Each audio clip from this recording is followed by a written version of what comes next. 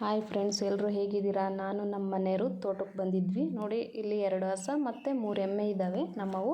ಅವು ನಮ್ಮ ಮಾವನೇ ಹೊಡ್ಕೊಂಡು ಹೋಗ್ತಾರೆ ಮೇಯ್ಸೋಕ್ಕೆ. ಎಲ್ಲೂ ದೂರ ಹೋಗಲ್ಲ, ಇಲ್ಲೇ ನಮ್ಮ ತೋಟದ ಸುತ್ತಮುತ್ತನೇ ಮೇಯಿಸ್ತಾರೆ. 2 ಕರ ಇದ್ದಾವೆ, ಒಂದು ಕೋಣಗರ ಒಂದು ಹೆಣ್ಗರ. ಅವೆರಡು ತುಂಬ ಬಿಸಿಲಿರೋದ್ರಿಂದ ಹೊರಗಡೆ ಮೇಯ್ಸೋಕೆ ಹೊಡ್ಕೊಂಡು ಹೋಗಲ್ಲ. ಅವಕ್ಕೆ ನೀರಿಡು ಕುಡಿಯೋಕಂದ್ರು. ಅವಕ್ಕೆ ನೀರಿಟ್ಟೆ, ಒಂದು ಬಕೆಟ್ ನೀರು ಕುಡಿದ್ವು 2 ಕರನು.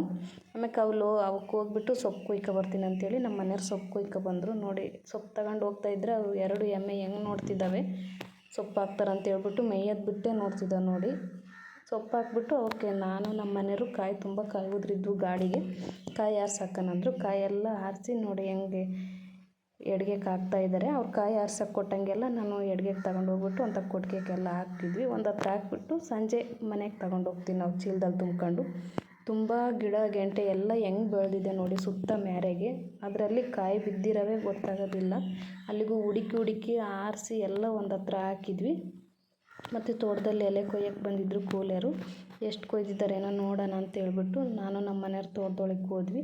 ನೋಡಿ, ಇದು ನಮ್ಮದು ತೋಟ. ಎಲೆ ಬಳ್ಳಿ ಮತ್ತು ಅಡಿಕೆ 2 ಇದೆ. ತಿಂಗಳ ಎಲೆ ಕೊಯ್ತಾರೆ. ಈ ಸರಿ ಅವರೇ ತಾಯಿ ಮಗ ಬಂದಿದ್ದರು ಕೊಯ್ಕೊಳಕ್ಕೆ. ಅವರೇ ಕೊಯ್ಕೊಂಡು ಅವರೇ ತಗೊಂಡು ಹೋಗ್ತಾರೆ.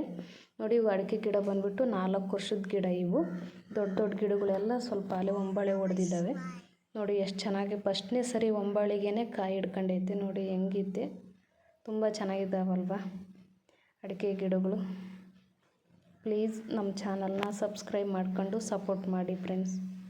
ಪ್ಲೀಸ್ ಸಪೋರ್ಟ್ ಮಾಡಿ.